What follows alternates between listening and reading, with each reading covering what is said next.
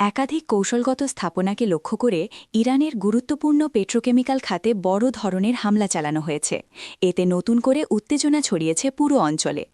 ভোর থেকে শুরু হওয়া এই হামলায় কয়েক সেকেন্ড পরপর বিস্ফোরণের বিকট শব্দে কেঁপে ওঠে ইরানের খুজেস্তান প্রদেশ। ঘন ধোঁয়ায় ঢেকে যায় আকাশ, চারদিকে ছড়িয়ে পড়ে আতঙ্ক। প্রাদেশিক সূত্র জানায়, মাহাশর পেট্রোকেমিক্যাল এলাকাকে লক্ষ্য করে একযোগে হামলা চালানো হয়।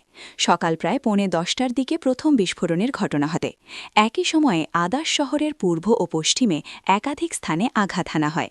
শুরুর দিকে হতাহতের কোনো খবর না মিললেও পরবর্তী হামলায় মাহাশরের গুরুত্বপূর্ণ পেট্রোকেমিক্যাল স্থাপনাগুলো ক্ষতিগ্রস্ত হয়। পেট্রোকেমিক্যাল খাত ইরানের অর্থনীতির অন্যতম প্রধান ভিত্তি হওয়ায় এই খাতে হামলা সরাসরি অর্থনৈতিক চাপ তৈরি করবে বলে মনে করা হচ্ছে। এরপর সকাল 11টার দিকে খোরাম শহর সালামচে সীমান্ত বাণিজ্য টার্মিনালেও আঘাত হানা হয়। পাশাপাশি আবু আলী পেট্রোকেমিক্যাল কমপ্লেক্স ও বন্দর ইমাম খোমেনি এলাকায়ও ধারাবাহিক হামলার খবর পাওয়া যায়। এতে অন্তত 5 জন আহত হয়েছেন বলে জানানো হয়েছে। নিরাপত্তার কারণে বিশেষ অর্থনৈতিক অঞ্চলের সকল কর্মীকে সরিয়ে নেওয়া হয়েছে। পরিস্থিতি নিয়ন্ত্রণে জরুরি কমান্ড কমিটি কাজ শুরু করেছে।